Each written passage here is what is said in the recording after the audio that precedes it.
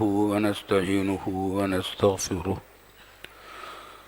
ونستغفره ونؤمن به ونتوكل عليه ونعوذ بالله من شرور أنفسنا ومن سيئات أعمالنا من يهده الله فلا مضل له ومن يضلله فلا هادي له ونشهد أن لا إله إلا الله ونشهد أن لا إله إلا الله وحده لا شريك له ونشهد أن سيدنا ونبينا وحبيبنا ومولانا محمدا عبده ورسوله صلى الله تعالى عليه وعلى آله وصحبه أجمعين وسلم تسليما كثيرا كثيرا أما بعد فأعوذ بالله من الشيطان الرجيم بسم الله الرحمن الرحيم لقد كان لكم في رسول الله أسوة حسنة بزرگان محترم، برادران عزیز،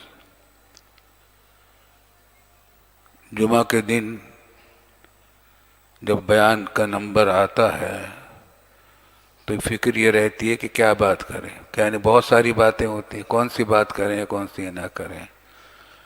اللہ تعالیٰ سے دعا کر لیتا ہوں، پھر اللہ تعالیٰ جو دل میں بات ڈال دے وہ کر لیتا ہوں۔ دل میں یہ بات آ رہی ہے کہ ہم اس آیت کے پر بات کر رہے ہیں کئی جمعوں سے، لقد کان لکم فی رسول اللہ اسوۃ حسنہ۔ ناغے بھی ہوئے، میں سفر کی وجہ سے، کبھی بیماری کی وجہ سے، لیکن اس آیت کا حاصل وہی ہے کہ رسول اللہ صلی اللہ علیہ وسلم تمہارے لیے بہترین نمونہ ہے۔ اس سے بہتر نمونہ زندگی گزارنے کا کسی کے پاس ہو نہیں سکتا، کسی انسان کے پاس، کسی رسول کے پاس اس سے بہتر نمونہ نہیں تھا۔ یہ نمونہ تاجدار دو عالم سرور کونین صلی اللہ علیہ وسلم کی حیات طیبہ کا ہے کہ یہ دیکھ لو کہ وہ کیا کرتے تھے، کس وقت کیا کرتے تھے، کس طرح کرتے تھے، بات کس طرح کرتے تھے، کام کس طرح کرتے تھے، دوستوں سے کس طرح ملتے تھے، عزیزوں سے کس طرح، چھوٹوں سے کس طرح، بڑوں سے کس طرح۔ ہر چیز میں ایک نمونہ ہے۔ چیزیں تو بہت ساری ہیں، لیکن ایک چیز جس کی ہمیں بہت پریشانی ہے پاکستان میں اور خاص طور سے کراچی میں، وہ گندگی کا پھیلاؤ ہے، صفائی ستھرائی کا فقدان۔ کراچی شہر کوڑا دان بنا ہوا ہے۔ وہی میں بار بار کہتا رہتا ہوں، ساری ہماری بیماریوں کا جڑ ہے حرام خوری، کام چوری۔ صفائی کے لیے کتنے ادارے قائم ہیں، بلدیاتی ادارے ہیں، ان کے پاس گاڑیاں اسی کام کے لیے کہ صفائی کا سامان لے کر صفائی کروائیں، ان کے پاس پیسہ اسی واسطے دیا جاتا ہے، مگر کوڑیوں کے ڈھیر لگے ہوئے ہیں۔ کوڑیاں بکتی ہیں کہ یہ کوڑی ہٹانا مت یہاں سے، وہ کچھ غور غریب لوگ آئیں گے، وہ اس میں سے کچھ چیزیں چن کر لے جائیں گے اور اس کو فروخت کر کے کام کریں گے۔ اس واسطے کوڑیاں بھی پڑی رہتی ہیں، نتیجہ یہ کہ بیماریاں پھیل رہی ہیں، ہسپتال بھرے ہوئے ہیں، کوئی گھر بیماروں سے خالی نہیں ہے۔ ہمارے شہر میں یہ حالت ہے کہ کوئی گھر مشکل سے ایسا ہوگا جس میں بیمار نہ ہوں، اور بیمار بھی بہت سارے لوگ تو وہ ہیں کہ کئی بیمار ہیں اور خطرناک بیماریاں ہیں گندگی کی وجہ سے۔ تاجدار دو عالم سرور کونین صلی اللہ علیہ وسلم نے اس سلسلے میں بھی بڑی ہدایات ہمیں دی ہیں۔ اول تو سارا آپ دیکھیے نماز سے پہلے کتنا کام گیا۔ بہت سے دوسری قومیں پیشاب کرتی ہیں، پاکی کا کوئی انتظام نہیں کرتی۔ ہمارے یہاں پانی کو استعمال کیا جائے گا اور اس کو صاف کر رہیں گے۔ کھانا کھانے سے پہلے ہاتھ دھونا ہے، کھانے کے بعد ہاتھ دھونا ہے۔ ہر چیز میں، وضو میں، نماز پڑھنے سے پہلے وضو کرنا ضروری ہے، اور جنابت کی حالت میں غسل کرنا ضروری ہے۔ دوسری قوموں میں یہ باتیں کہاں ہیں؟ لیکن اس کے باوجود کچھ چیزوں میں تو ہو جاتی ہے، لیکن عام طور سے زندگی کا رہن سہن ہمارا پاکی کی طرف تو ہو جاتا ہے، صفائی کی طرف نہیں ہوتا۔ حالانکہ وہ بھی پاکی کا ہی ایک حصہ ہے۔ حضور صلی اللہ علیہ وسلم نے فرمایا کہ ایمان کے 70 سے زیادہ شعبے ہیں، ان میں سے ایک شعبہ، ادنا شعبہ یہ ہے کہ اماطۃ الاذی عن الطریق، راستے سے تکلیف والی چیز ہٹا دو۔ راستے میں کوئی چیز پڑی ہو جس سے لوگوں کو تکلیف پہنچ سکتی ہے، کوئی کانٹا ہے، پتھر ہے، الجھ کر کوئی گر سکتا ہے، یا کم اور نہیں گرے گا تو کم از کم اس کو ٹھوکر لگے گی، یا چھلکا کیلے کا چھلکا ہے اس کو ڈال دیا تو اس پر پاؤں پڑ گیا تو آدمی پھسل ہی جائے گا۔ اب کتنی خرابیاں اس سے پیدا ہوتی ہیں کہ ہم لوگ جو چیزیں استعمال کرتے ہیں اس کو جہاں پھینکنا چاہیے وہاں نہیں ڈالتے، بلکہ ایسی بہت سارے ہمارے یہاں تربیت ایسی، بچوں کو یہ تربیت نہیں دی جاتی کہ اس کو پھینکنے کی کوئی جگہ ہوتی ہے، بلکہ جہاں چاہ پھینک دیا۔ جب گندگی پھیلانے والے تو بے شمار ہوں اور صفائی کرنے والے تھوڑے ہوں تو کب صفائی قائم ہو سکتی ہے؟ نہیں ہو سکتی۔ اگر 2 کروڑ آدمی گندگی پھیلانے پر لگے ہوئے ہوں اور صفائی کے لیے ہزاروں آدمی رکھ بھی دیں تو صفائی کیسے کر لیں گے؟ لیکن رسول اللہ صلی اللہ علیہ وسلم نے فرما دیا ہر ایک آدمی اپنی اپنی ذمہ داری محسوس کر لے، اپنے آپ کو صاف ستھرا رکھے، اپنے بال بچوں کو صاف ستھرا رکھے، اپنے گھر کو صاف ستھرا رکھے۔ اور فرمایا حضور صلی اللہ علیہ وسلم نے کہ نظفوا افنیتکم ولا تتشبہوا بالیہود، اپنے گھروں کے ارد گرد جگہ کو بھی صاف رکھو، صرف گھر کی صفائی نہیں، گھر کے ارد گرد کو بھی صاف رکھو، اور یہودیوں کی مشابہت نہ اختیار کرو۔ اس زمانے کے جو یہودی تھے وہ یہ کرتے تھے کہ اپنے گھر کو تو صاف کر لیتے تھے اور کباڑ کوڑا باہر پھینک دیتے تھے، نتیجہ ہے کہ باہر کباڑ کوڑا پھیلا ہوتا تھا، لوگوں کو تکلیف ہوتی تھی، اس سے گزرتے تھے۔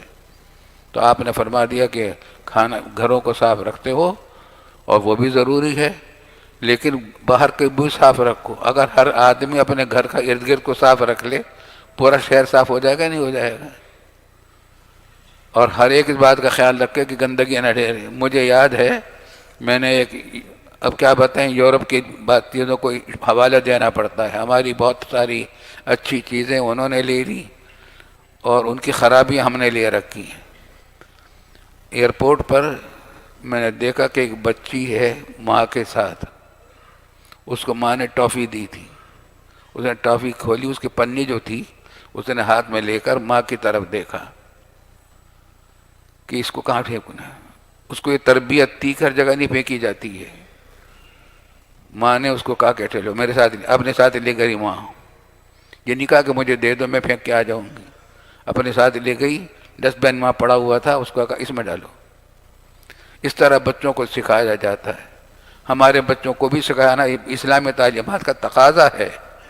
گناہوں سے، گناہ کبیرہ ہے کسی مسلمان کو تکلیف پہنچانا۔ المسلم من سلم المسلمون من لسانہ ویدہ، مسلمان وہ ہوتا ہے جس کی زبان اور ہاتھ سے دوسروں کو تکلیف نہ پہنچے۔ ہم تکلیف پہنچاتے ہیں، نتیجہ ہے کہ بیماریوں کے ڈھیر ہیں، بیماریاں، کوئی گھر بیماری سے خالی نہیں۔ ابھی حال میں، ابھی کل ہی میری واپسی ہوئی، یہ مسقط عمان جانا ہوا، وہاں ایک کانفرنس تھی، عالمی کانفرنس تھی، پہلی مرتبہ جانا ہوا تھا۔ عرب ریاستیں اکثر دیکھی ہوئی ہیں، یہ نہیں دیکھی تھی بہت عرصہ، پہلی مرتبہ حاضری ہوئی۔ تاجدار دو عالم سرور کونین صلی اللہ علیہ وسلم کی حکومت یہاں تک قائم تھی، یہ گوادر کے برابر میں ہے مسقط۔ کسی وقت یہ گوادر جو ہمارے پاکستان کا ہے یہ مسقط کا حصہ تھا۔ وہاں کا جو سلطان قابوس ہے اس نے وہ خرید لیا تھا ایوب خان کے زمانے میں گوادر۔ پیسوں کی کمی تھی، ان کے پاس پیسے نہیں تھے، اس وقت تک پیٹرول دریافت نہیں ہوا تھا، تو ایوب خان کے زمانے میں گوادر خرید لیا۔ اللہ تعالیٰ جزائے خیر دے ایوب خان کو، ایک بہت بڑی چیز، بہت بڑا سودا کر کے انہوں نے لے لیا۔ ہمارے ملک کے لیے بہت بڑی عظیم الشان بندرگاہ بننے کے سارے سامان وہاں ہو رہا ہے۔ اس کے بعد پھر پیٹرول نکل آیا وہاں. اب وہاں مال و دولت کی فراوانی ہے، لیکن مال و دولت کی فراوانی تو ہے، لیکن حسن انتظام، امن و امان، صفائی ستھرائی اور عوام کی سہولت اور خوشحالی مثالی ہے، مثالی. آج پوری دنیا میں جتنے حکمرانوں پر ہم نظر کریں ہیں، ایسا حکمران میری نظر میں نہیں آ رہا جیسا وہاں کا حکمران ہے سلطان قابوس. ہماری ملاقات اس سے نہیں ہے، لیکن ہمارے جو پاکستانی وہاں رہ رہے ہیں، کاروبار کرتے ہیں، برسوں سے رہتے ہیں، انہوں نے جو وہاں کے حالات بتلائے. یہ سلطان، پھر تصویریں بہت ساری ہیں ہر جگہ لگی ہوئی ہیں. عام لوگوں کی طرح وہی لباس وہی پہنتا ہے، اور گاؤں کے لوگ بھی وہی پہنتے ہیں، اور ہر گاؤں گوٹھ میں جاتا تھا، وہاں کے حالات دیکھتا تھا، اور دیکھتا تھا کہ یہ کیا ہے، وہاں کے مسائل کیا ہیں، ان کے انتظامات کرتا تھا. جب پیسے آ گئے تو اس نے یہ کام شروع کیا کہ چھوٹی چھوٹی بستیوں میں، گاؤں گوٹوں میں جا جا کر بیٹھ جا. ان زمین پر تصویریں میں نے دیکھی، زمین پر گاؤں والوں کے ساتھ بیٹھا ہوا ہے، ان کے ساتھ بیٹھا ہوا کھانا کھا رہا ہے، ان کے ساتھ بیٹھا ہوا باتیں کر رہا ہے. لباس وہی ہے جو گاؤں والوں کا ہے. رفتہ رفتہ اس نے اس ملک کو بنایا، اور اس کا رقبہ بہت بڑا ہے عمان کا. مسقط اس کا دارالحکومت ہے. اب اتنا خوبصورت شہر ہے وہ کہ دیکھنے کے قابل ہے، اور صفائی ستھرا کا یہ حال ہے کہ آپ کو ایک پتہ پڑا ہوا نہیں ملے گا پورے شہر میں. پورے شہر میں سڑکیں ایسی اعلیٰ درجے کی صاف ستھری ہیں کہ کوئی انتہا نہیں ہے. کوئی وہاں کوئی غریب نہیں ہے، پورے ملک میں کوئی آدمی غریب نہیں ہے. اب جیسے پیسے آ گئے ان کے پاس، اس بادشاہ نے یہ کام کیا کہ اس کو صحیح عوام پر تقسیم کیا. ہمارے ہاں فنڈ آ جاتے ہیں، اور پتہ نہیں کہاں جاتے ہیں، کروڑوں اربوں کے فنڈ آ جاتے ہیں باہر سے، امدادی یا سودی قرضے آ جاتے ہیں، اور پتہ نہیں کہاں جاتے ہیں، خرچ نہیں ہوتے عوام پر. وہ عوام پر خرچ کرتے ہیں. تو وہاں کا صورتحال یہ ہے کہ کوئی بیمار ہو جائے، کوئی بھی گاؤں کا کوئی بھی آدمی کوئی بھی ہو، امیر و غریب ہو، اس کا سارا علاج مفت، حکومت کی ذمہ داری ہے، ہر قسم کا علاج. اور اگر اس علاج کے لیے امریکہ، برطانیہ، دوسرے ملکوں میں جانا ہے تو وہاں بھیجنا بھی حکومت کی ذمہ داری، علاج کروانا بھی حکومت کی ذمہ داری، واپس لانا بھی حکومت کی ذمہ داری. مریض کو کچھ خرچ نہیں کرنا پڑتا. تعلیم بالکل مفت ہے، اس کی کوئی فیس نہیں. اور ہر آدمی کے پاس اگر مکان نہیں تو اسے مکان دے دیتے ہیں. خوشحالی کا یہ حال ہے، صفائی ستھرائی کا یہ حال ہے کہ دیکھ دیکھ کر اشش کرتا ہے آدمی کہ یہ شہر کیسا ہے. میں تقریباً 12-1 بجے کے درمیان اپنے میزبانوں کے ساتھ واپس آ رہے تھے ہم ہوٹل میں. تو ہوٹل بہت شاندار ہے، سرکاری مہمان تھے ہم لوگ، تو وہاں انتظامات بھی بہت اعلیٰ درجے کے تھے، علماء کو بہت جمع کر رکھا تھا. ایک بات یہ کہ وہاں کوئی آدمی ایسا نہیں جو نماز نہ پڑھتا ہو، وہاں کے سب لوگ نماز پڑھتے ہیں. بادشاہ کا حال یہ ہے کہ وہ یہ سارے کام کرتا ہے. اب پھر اس کو کیا ہوا، بیچارے کو کینسر ہو گیا، ٹانگ میں تکلیف ہوئی، علاج ہوا، اب تندرست ہو گیا ہے، مگر اب ہر جگہ جانا پھرنا اس کا مشکل ہو گیا ہے. لیکن اس کے بارے میں لوگ اس کے نام کا کلمہ پڑھتے ہیں، سلطان قابوس. ہر ایک اتنا خوش ہے کہ کوئی انتہا نہیں ہے. امن و امان، امن و امان ایسا ہے کہ وہاں کبھی چوری نہیں ہوتی، کوئی ڈاکہ نہیں پڑتا، کوئی جیب نہیں کاٹتا. رات کو ہم گزر رہے تھے تو دیکھا کوئی بہت اعلیٰ درجے کی سڑک تھی، مگر وہ شہر کے اندر کا علاقہ نہیں تھا، نواحی سا علاقہ تھا. تو سڑک بہت اعلیٰ درجے کی صاف ستھری تو تھی. وہ دیکھا کیا ہو رہا، رات کو 12-1 بجے وہاں گاڑیاں کھڑی ہوئی ہیں اور سڑک کی صفائی کر رہی ہیں. حالانکہ صفائی پہلے سے ہے، مگر اس وقت جس وقت ٹریفک بند ہو جاتا ہے تو اس وقت سڑکیں بالکل صاف ہوتی ہیں اور پھر صفائی کی جاتی ہے ان کی. یہ حرام خوری وہاں نظر نہیں آتی کسی جگہ، اللہ کے فضل و کرم سے اس کی برکات ہے. اور بات وہ چل رہی ہے کہ لقد کان لکم فی رسول اللہ اسوۃ حسنہ. رسول اللہ صلی اللہ علیہ وسلم نے یہاں کے لوگوں کی تعریف بھی کی تھی. کوئی صحابی کہیں گئے تو انہوں نے وہاں تبلیغ کے واسطے گئے، کسی دینی کام کے لیے گئے، تو وہاں کے لوگوں نے ان کے ساتھ بدسلوکی کی۔ تو آپ نے فرمایا کہ اگر تم عمان جاتے تو وہاں کے لوگ تمہارے ساتھ ایسا سلوک نہ کرتے۔ عمان کی تعریف فرمائی رسول اللہ صلی اللہ علیہ وسلم نے، اس کی برکات ہیں، وہاں ایک صحابی کا بھی مزار ہے، اور تاریخی مقامات بھی بہت عجیب و غریب ہیں، قدیم۔ ایک بستی ایسی ہے جہاں آگ برسی ہے کسی قوم پر، اور اس کو ڈھانپ دیا گیا ہے، ایک صحابی کا مزار ہے۔ بعض علاقے بڑے خوبصورت ہیں، پہاڑی علاقے ہیں بڑے خوبصورت شاندار، اور مہمان نوازی بہت، عربوں میں مہمان نوازی تو بہت ہوتی ہی ہے، بہت پرانی ہے۔ عربی روایات ہیں، اپنا لباس پہنتے ہیں سب، کوٹ پتلون کوئی نہیں پہنتا وہاں، سب بادشاہ بھی وہی اعلیٰ درجے کا اپنے وہ لباس پہنتے ہیں، عربی لباس۔ عربی روایات وہاں زندہ ہیں۔ وہاں جا دبئی میں تو پتہ نہیں چلتا کہ ہم کسی عرب ملک میں آئے ہیں، لیکن یہاں پتہ چلتا ہے کہ ہم کسی عرب ملک میں آئے ہیں۔ تو الحمدللہ عربی روایات ہیں، عربی کلچر ہے۔ تو میں کہہ رہا تھا کہ رسول اللہ صلی اللہ علیہ وسلم کی تعلیمات ہی تو ہیں یہ جو کچھ وہاں ہو رہا ہے، یہی تو وہ تعلیمات ہیں جو حکومت کے لیے، حکمرانوں کے لیے بھی ہیں، عوام کے لیے بھی۔ عوام بھی وہاں گندگی نہیں پھیلاتے، نماز پڑھتے ہیں سب کے سب۔ اور ربیع الاول کا مہینہ تو ختم ہو گیا، لیکن رسول اللہ صلی اللہ علیہ وسلم کا اسوہ صرف ربیع الاول کے لیے نہیں تھا، عمر بھر کے لیے تھا۔ اگر ایک سال گزر بھی گیا ہے تو ہمیں اس کا فائدہ لینا چاہیے کہ ہم نے اس سال کو سنت رسول اللہ صلی اللہ علیہ وسلم کے موافقت میں کتنے کام کیے، مخالفت میں کتنے کام کیے۔ ہمارے والد صاحب رحمۃ اللہ علیہ فرمایا کرتے تھے کہ لوگ برتھ ڈے مناتے ہیں، یوم پیدائش مناتے ہیں اور خوشی کرتے ہیں، بھئی ہمارا برتھ ڈے ہے، خوشی کا دن ہے۔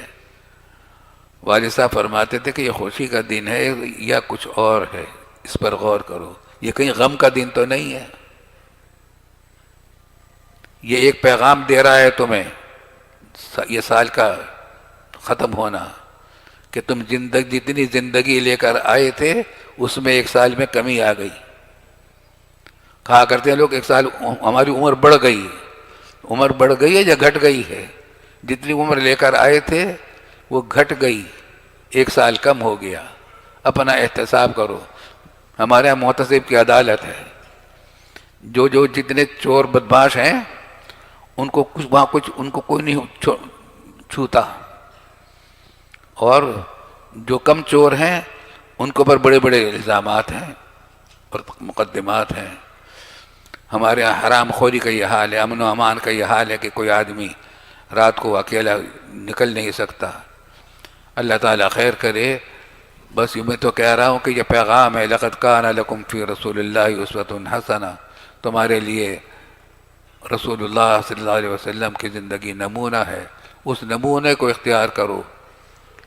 حدیث میں فرمایا رسول اللہ صلی اللہ علیہ وسلم نے کہ دروازوں پر مت بیٹھ، سڑکوں پر مت بیٹھو، سڑکوں کے کنارے پر اگر بیٹھو گے تو آتو طریق حق ہو، راستے کا حق ادا کرو۔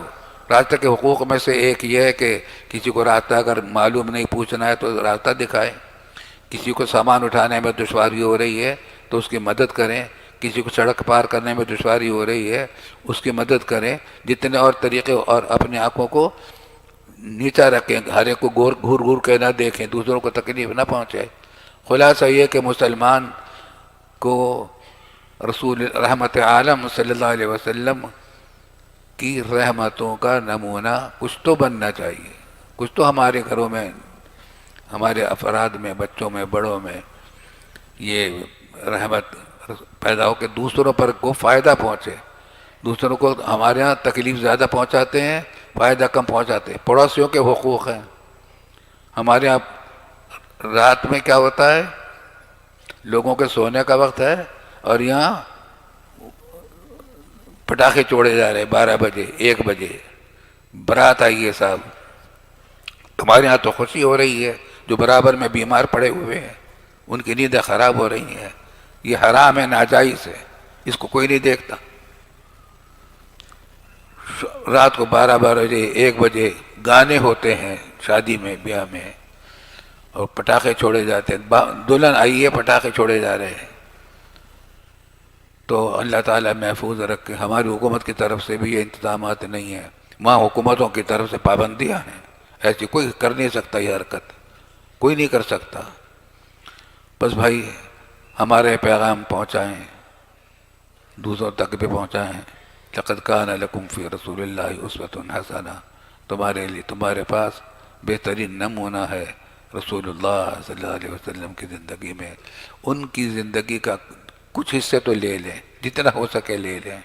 اللہ تعالیٰ توفیق عطا فرمائے۔ وآخر دعوانا ان الحمد للہ رب العالمین۔